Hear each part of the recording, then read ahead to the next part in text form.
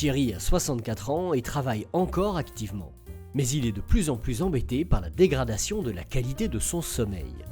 Cela fait plusieurs années qu'il est suivi pour un adénome de prostate et les médicaments qui soulageaient ses symptômes les premières années n'ont plus d'efficacité.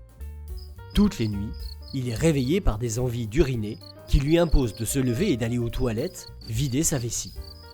Il se lève en moyenne 3 à 4 fois par nuit et dans les pires des cas, jusqu'à 6 à 8 fois. Lorsqu'il se rend aux toilettes, la quantité de miction est faible car sa vessie est peu remplie.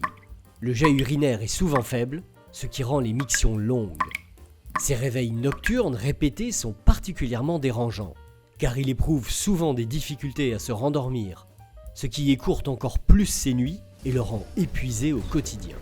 Sa situation le dérange, car il occupe un poste important et ressent un impact dans la qualité de son travail à cause de la fatigue. La journée, il se rend également souvent aux toilettes, car les envies sont fréquentes et les mictions rapprochées. La puissance du jet est également diminuée. Les levées nocturnes répétées, associées à des envies fréquentes d'uriner le jour, sont une des manifestations de l'hypertrophie bénigne de prostate, pathologie pour laquelle il existe aujourd'hui un traitement mini-invasif, efficace et bien toléré. L'adénome de prostate, encore appelé hypertrophie ou hyperplasie bénigne de prostate, peut occasionner un ensemble de symptômes qu'on appelle les symptômes du bas appareil urinaire. Alors qu'est-ce qu'un adénome? C'est l'augmentation du volume de la prostate qui, lorsqu'elle grossit au fil du temps sous l'effet des hormones masculines, les androgènes, va modifier sa consistance à devenir plus dure que d'ordinaire et va appuyer sur les structures de l'appareil urinaire et c'est ça qui va générer les symptômes. Lorsque les symptômes sont modérés, on propose un traitement médicamenteux par alpha-bloquant.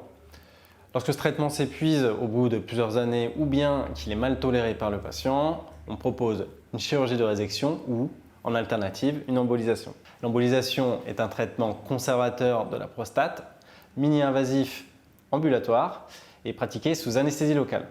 C'est un traitement qui agit uniquement par les vaisseaux. L'efficacité de l'embolisation est superposable à celle de la chirurgie et elle a pour particularité de ne pas générer de séquelles sur l'éjaculation et notamment pas d'éjaculation rétrograde.